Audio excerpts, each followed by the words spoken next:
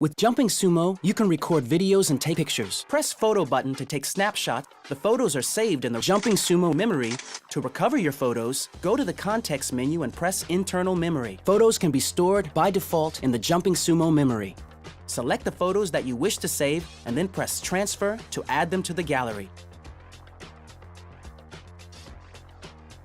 With Jumping Sumo, you can record videos. You need to connect a micro USB key on the head like this. Click on the icon Record like this to record a video. Download your videos and photos from the photo gallery via Wi-Fi directly onto your smartphone or tablet.